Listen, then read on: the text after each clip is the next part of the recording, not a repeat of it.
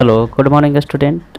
आज हम लोग नॉन में केसेस ऑफ नॉन के बारे में पढ़ेंगे। ठीक है, इससे पहले हमने नॉन में बहुत सारे टॉपिक को कवर किए हैं। ठीक है, नॉन को सबसे पहले कवर किया, उसके बाद टाइप्स ऑफ नॉन, फिर उसके बाद आपका जेंडर हो गया, रूल्स के बाद जेंडर, उसके बाद नंबर और अब केसेस ऑफ नॉन। ठीक है, ये सभी हम लोग नॉन में इसलिए पढ़ रहे हैं। नॉन बहुत इम्पोर्टेंट होने के पीछे रीज़न है कि इसका जो है उपयोग हम लोग सब्जेक्ट के रूप में सबसे ज़्यादा करते हैं। ठीक है, अगर बात करें इंग्लिश ग्रामर में तो 50% से एबव जो है आपका सब्जेक्ट के रूप में काम करता है आपका नॉन। ठीक है, तो अगर आप नॉन को सही से पढ़ लेते हैं तो सब्जेक्ट को जो पहचानने में समस्या होती है वो नहीं हो पाएगी। ठीक है, और नॉन कैसा है, सिंगुलर है, प्लूरल है, या फिर कॉमनली इस्तेमाल होते हैं, किस प्रकार से ट्रीटमेंट मिल रहा है सेंटेंस में नॉन के सब्जेक्ट के रूप में या ऑब्जेक्ट के रूप में,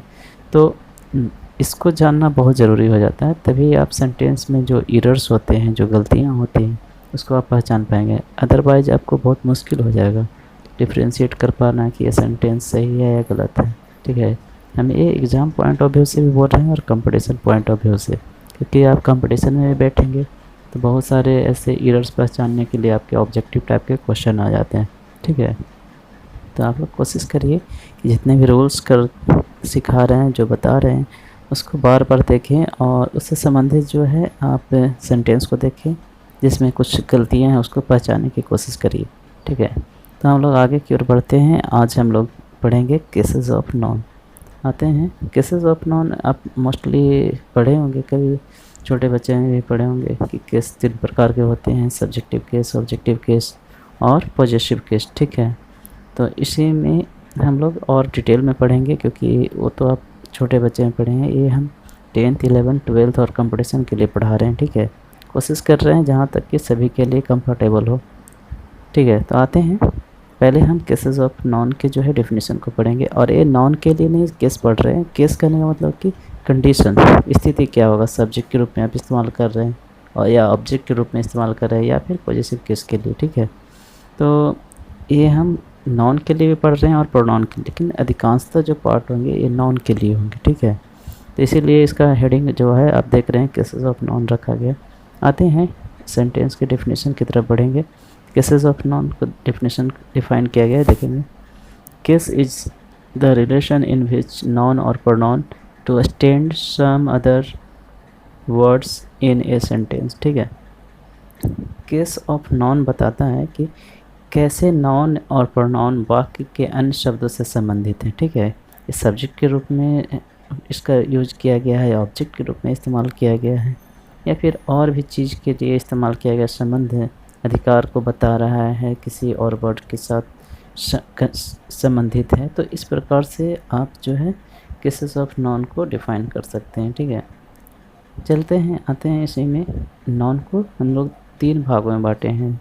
non is divided into 3 cases. ठीक है, नॉन को नहीं, सॉरी, केसेस ऑफ नॉन को। पहला है, फर्स्ट है subjective case, second objective case और थर्ड आपका है पॉजेसिव केस। तो इसी में देखेंगे सब्जेक्टिव केस जो है, इसका डिफाइनेशन को देखेंगे। सब्जेक्टिव केस को एक और नाम से जाना जाता है nominative case.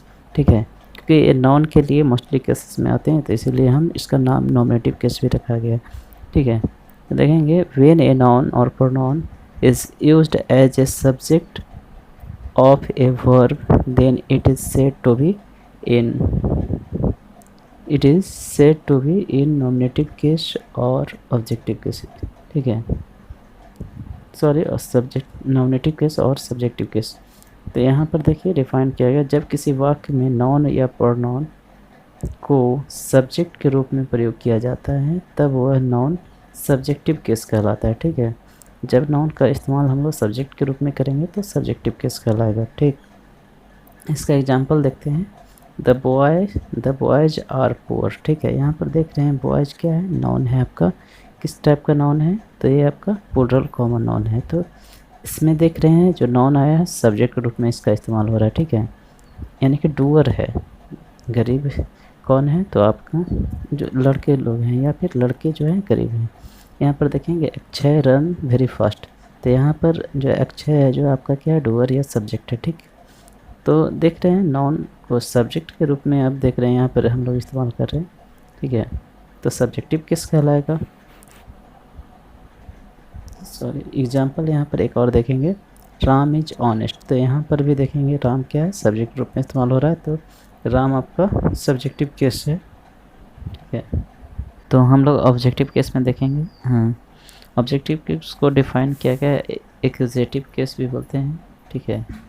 Positive accusative case, ठीक है, किसी के लिए कारण किसी के लिए आना, ठीक है, ऑब्जेक्टिव केस होता है। जैसे when a noun or pronoun is used as the object of a verb or preposition it is said to be in the objective case, ठीक है। यहाँ पर कहा जा रहा है कि जब किसी वाक्य में नाउन या प्रोनाउन को ऑब्जेक्ट या प्रीपोजिशन के ऑब्जेक्ट के रूप में प्रयोग किया जाए, ठीक है, ऑब्जेक्ट या प्रीपोजिशन के ऑब्जेक्ट के रूप में, ठीक है। तो ये नाउन का प्रयोग जब ऑब्जेक्ट के रूप में या प्रीपोजिशन के ऑब्जेक्ट के रूप में इस्तेमाल कर रहे हैं तो वो क्या कहलाएगा, वह नाउन ऑब्जेक्टिव केस में कहलाएगा, ठीक है। देखते हैं एग्जाम्पल से और क्लियर करेंगे। और ऑब्जेक्ट को यहाँ पर दो भाग में बांटा गया है, एक डायरेक्ट ऑब्जेक्ट और एक इनडायरेक्ट ऑब्जेक्ट, ठीक है। इसको हम समझने की कोशिश करेंगे, डायरेक्ट ऑब्जेक्ट क्या होता है, इनडायरेक्ट ऑब्जेक्ट स्पेशली हम बात करेंगे। अगर देखा जाए तो ऑब्जेक्ट डायरेक्ट या इनडायरेक्ट होगा, जैसे कि आप सब्जेक्ट के लिए डायरेक्टली बोल रहे हैं तो डायरेक्ट ऑब्जेक्ट हो जाएगा, ठीक है। अगर इनडायरेक्ट करने का मतलब कि आप सब्जेक्ट के लिए नहीं डायरेक्ट बोल के किसी और वर्ड के लिए बोल रहे हैं तो वो इनडायरेक्ट ऑब्जेक्ट हो जाएगा, ठीक है। देखेंगे इसको और भी डिफाइन अच्छे से करेंगे। यहाँ पर देखेंगे एग्जाम्पल में है राखी ड्रैंक द बनाना शेक, ठीक है। तो यहाँ पर देखा जा रहा है तो जो बनाना शेक है ये किसके लिए आया है, ठीक है, तो डूअर है, ठीक है, डूअर ही एक्टिविटीज़ को कर रहा है। तो यहाँ पर जो नॉन है बनाना शेक ये क्या है, ऑब्जेक्टिव केस में ऑब्जेक्ट का काम कर रहा है, ठीक है, कि राखी ड्रैंक द बनाना शेक, राखी जो है राखी बनाना शेक ली, ठीक है, या पी, इस तरह से बोल रहे हैं। My mother gave me her phone. तो यहाँ पर भी जो नॉन है इस्तेमाल किया गया है वो क्या है, पॉजिटिव केस का जो है नॉन है। तो देखा जाए तो नॉन ऑब्जेक्टिव केस में आ रहा है।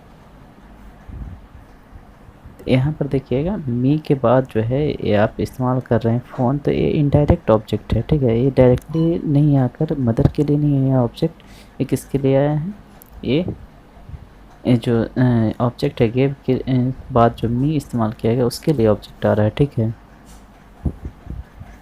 चलिए आगे देखेंगे।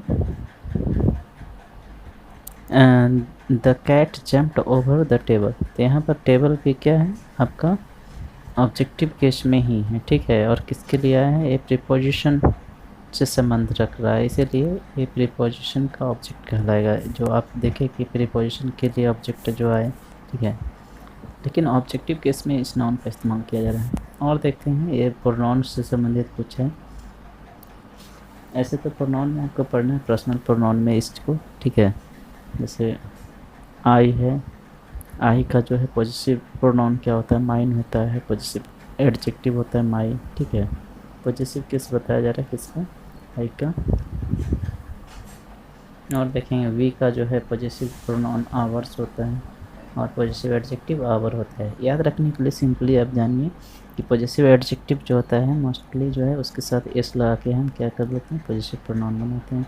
इसको और डिटेल में हम बताएंगे क्यों पॉजिटिव प्रोनाउन बोलते हैं। इसमें नॉन हिडन रहता है, जब भी लिखे जाएंगे पॉजिटिव प्रोनाउन तो उसके साथ नॉन नहीं दिखेगा, लेकिन पॉजिटिव एडजेक्टिव जब लिखे जाएंगे तो उसके बगल में 100% आपका नॉन दिखेगा, ठीक है। इस चीज़ को याद रखिएगा, ये दोनों में मेन डिफरेंस यही है।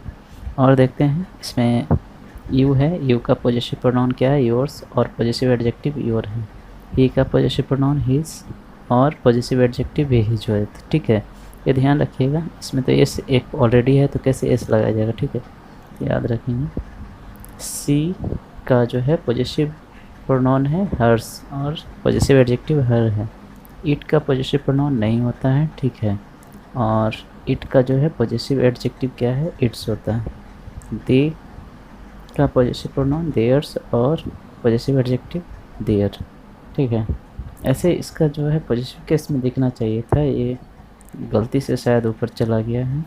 पॉजिटिव केस का जो है ये हमारा, और इसमें ऑब्जेक्टिव केस नहीं लिखा गया। ऑब्जेक्टिव केस आपको अगर बता दे, ऐसे ही बता देते, आई का ऑब्जेक्टिव केस जो है ऑब्जेक्ट के रूप में जब लिखना रहेगा तो चेंज होके जाता है, क्या लिखाता है, मी, ठीक है। आई को मी में, वी को अस में, यू को यू ही रहता है ऑब्जेक्टिव केस। ही का हिम हो जाएगा, शी का हर, इट का इट ही रहता है, दे का देम हो जाएगा, ठीक है। ये ऑब्जेक्टिव केस है। आप पर्सनल प्रोनाउन जब पढ़ेगा, प्रोनाउन जो टॉपिक है उसमें हम डिस्कशन कर लेंगे अच्छे तरीके से। उसके बाद देख लेते हैं पॉजेसिव या जेनेटिव केस, ठीक है। जेनेटिव केस इसको हम समझने की कोशिश करेंगे, ठीक है। अधिकार या संबंध कारक बोला जाता है इसको, अगर बात करें हिंदी में उसको कर्म कारक, ऑब्जेक्टिव केस को हिंदी में, और सब्जेक्टिव केस को हम लोग बोलते हैं कर्ता कारक। तो देखते हैं पॉजेसिव केस को डिफाइन कैसे किया गया। When the form of noun or pronoun is used to show position or relation, it is said to be the possessive or genitive case, ठीक है। जब कोई नॉन क्या दिखाता है, अधिकार या संबंध को दर्शाता है सेंटेंस में, तो क्या कहलाएगा, किस में होंगे, वो पॉजेसिव केस में होंगे नॉन, ठीक है। देखिए यहाँ पर लिखा भी गया है हिंदी में, जब कोई नॉन या प्रोनाउन किसी दूसरे नॉन या प्रोनाउन के साथ संबंध या अधिकार दर्शाते हैं, ठीक है, को दर्शाते हैं, तो वह नॉन या प्रोनाउन पॉजेसिव केस कहलाते हैं, ठीक है। तो इसको एग्जांपल के थ्रू समझने की कोशिश करेंगे, जैसे कि दिस इज़ माय कार, ठीक है। तो कहा जा रहा है दिस, यह मेरा कार है, तो यहाँ पर कार के लिए आया है, ठीक है। माय किसके लिए, माय क्वालिफाई कर रहा है कार को कि कार किसका है, तो मेरा है, ठीक है। तो इसके साथ संबंध है, पॉजेसिव एडजेक्टिव माई है, ठीक है। तो आगे देखते हैं, जैसे है ही इज़ रोहन, ठीक है, ही इज़ रोहन्स ब्रदर। तो यहाँ भी देखेंगे रोहन का भाई है, तो दोनों के बीच संबंध है, नॉन के बीच, ठीक है। तो पॉजेसिव केस ऑफ नॉन है इसमें भी। तो आगे देख लेते हैं, the boys of this hostel is very intelligent. यहाँ पर भी देखेंगे तो इस हॉस्टल के लड़के बहुत तेज़ हैं, तो यहाँ पर भी पॉजेसिव केस ऑफ नॉन का इस्तेमाल किया गया है, ठीक। तो देखते हैं पॉजेसिव केस का एग्जांपल्स जो है इसमें क्लियर हो पा रहा है। जैसे कि इसमें नॉन है, बॉयज क्या है, बॉयज भी नॉन है, और दिस हॉस्टल, ये दोनों हॉस्टल भी नॉन है। तो दोनों के बीच संबंध जोड़ने के लिए हम लोग ऑफ का इस्तेमाल किए हैं। इसमें भी देखेंगे रोहन्स ब्रदर है, तो रोहन्स ब्रदर में ही इज रोहन्स ब्रदर, तो रोहन्स ब्रदर में भी अपोस्ट्रोफी एस का प्रयोग किए हैं, क्योंकि रोहन भी नॉन है और ब्रदर भी नॉन है। दोनों के बीच संबंध या बताने के लिए हम लोग क्या किए हैं, संबंध जोड़ने के लिए अपोस्ट्रोफी एस का प्रयोग किए हैं, ठीक है। तो नॉन के बीच संबंध जोड़ने के लिए आपको कुछ न कुछ उसमें ऐड करना होता है, ठीक है। तो इसी को हम पॉजेसिव केस को हम ज़्यादा पढ़ेंगे, स्पेशली जो चैप्टर है इसी के ऊपर है, पॉजेसिव केस को समझने के लिए और नॉन के पॉजेसिव केस को, ठीक है। तो इसका प्रयोग हम कैसे करेंगे, तो जब नॉन के पोजीशन की बात करें दर्शाने के लिए आपको एपोस्ट्रोफी एस लगाकर भी हम लोग इस्तेमाल करते हैं, बताते हैं पॉजेसिव को, ठीक है। पोजीशन या फिर रिलेशन को बताना होता है तो एपोस्ट्रोफी के द्वारा भी और ऑफ के द्वारा, ठीक है। ये तीन चीज़ों के द्वारा हम लोग पोजीशन को या रिलेशन को बताते हैं दो नॉन के बीच, ठीक। तो देखते हैं, ये दोनों को समझने की कोशिश करेंगे एपोस्ट्रोफी एस के लिए। जैसे दिस इज़ वुमेन्स पर्स, ठीक है, दिस इज़ वुमेन्स पर्स, यह महिला का पर्स है। तो यहाँ पर देखेंगे पर्स और जो महिला है दोनों का भी संबंध है, अधिकार है इस पे पर्स पे महिला का, ठीक है।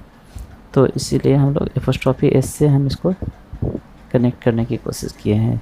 स्पेशली हम पढ़ेंगे एपोस्ट्रोफी एस का कैसे प्रयोग करेंगे, ठीक है। एपोस्ट्रोफी एस का प्रयोग हम लोग करते हैं लिविंग थिंग के साथ, ठीक है, लिविंग थिंग्स ऑफ नॉट, ये और नॉन लिविंग थिंग के साथ ऑफ का। लेकिन अगर दोनों कंडीशन हो, अगर लिविंग थिंग भी हो उसमें और नॉन लिविंग थिंग तो हो, तो उस कंडीशन में आप क्या करते हैं, एपोस्ट्रोफी एस और ऑफ दोनों का प्रयोग करते हैं, ठीक है। तो इसमें देखते हैं एपोस्ट्रोफी एस में लिविंग थिंग का कनेक्शन ज़रूर होना चाहिए, ठीक है। तभी आप हम एपोस्ट्रोफी एस का प्रयोग करेंगे। Raju Sharma is my elder brothers friend, ठीक है। तो यहाँ पर देखेंगे राजू शर्मा मेरे बड़े भाई का दोस्त है, ठीक है। इस प्रकार से बोला जा रहा है। तो यहाँ पर देखेंगे ब्रदर्स फ्रेंड है, तो ब्रदर्स फ्रेंड कहने मतलब कि दोनों के दोनों नाउन हैं, ब्रदर भी नाउन है और फ्रेंड भी नाउन है, ठीक है। ये दोनों को हम एपोस्ट्रोफी एस से जोड़ने की कोशिश किया। तो यहाँ पर आपका क्या हो गया, ब्रदर भाई का दोस्त हो गया, ठीक है। तो एपोस्ट्रोफी एस से हम लोग इस्तेमाल किए हैं, याद करिएगा फर्स्ट नाउन के साथ ही हम लोग एपोस्ट्रोफी एस लगाते हैं, ठीक। दैट इज सीताज बुक, वह सीता का किताब है, सीता की किताब है, सॉरी। तो यहाँ पर भी देखेंगे तो एपोस्ट्रोफी एस का हम लोग प्रयोग किए हैं सीता के साथ, क्योंकि लिविंग थिंग है ना, तो याद रखिएगा इस चीज़ को। और यहाँ पर एपोस्ट्रोफी का इस्तेमाल करते हैं कब, जब आप स वाला ध्वनि है, ठीक है, स का उच्चारण हो रहा है और कोई भी नाउन है उसका एंड किस तरह से हो, स से, ठीक है, या फिर एस से एंड हो रहा है। प्लूरल सेंस में अगर ज़्यादातर एस के कंडीशन होते हैं, ठीक है। तो दोनों कंडीशन में हम क्या करते हैं, एपोस्ट्रोफी सिर्फ लगाते हैं, इसको नहीं छोड़ देते हैं, ठीक है, नहीं लगाएंगे। This is very famous girls hostel in Patna, यह पटना में बहुत प्रसिद्ध गर्ल्स हॉस्टल है, ठीक है।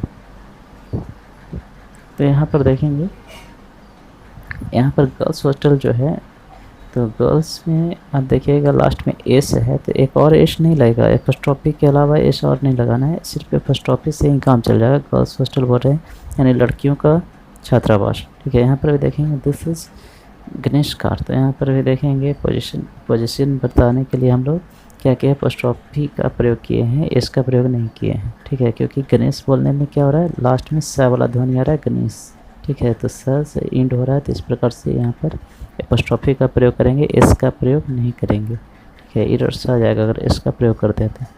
दैट इज राकेश शर्ट, ठीक है। यहाँ पर देखेंगे तो राकेश का शर्ट जो है वह राकेश का शर्ट है, तो यहाँ पर राकेश भी बोलने में स की ध्वनि इंड हो रहा है, इसीलिए एपोस्ट्रोफी का प्रयोग किया है।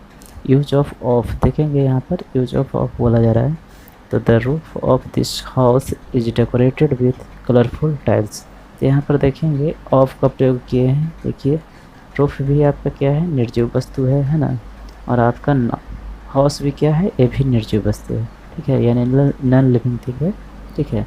ये दोनों को हम लोग संबंध बताने के लिए या फिर दोनों को पोजीशन बताने के लिए क्या कर रहे हैं, इसको हम जोड़ने के लिए ऑफ का प्रयोग कर रहे हैं। तो लिविंग थिंग के साथ हम ऑफ का प्रयोग करते हैं, नॉन लिविंग थिंग के साथ, सॉरी लिविंग थिंग के साथ हम लोग एपोस्ट्रोफी एस, और नॉन लिविंग थिंग के साथ हम ऑफ का प्रयोग करते हैं।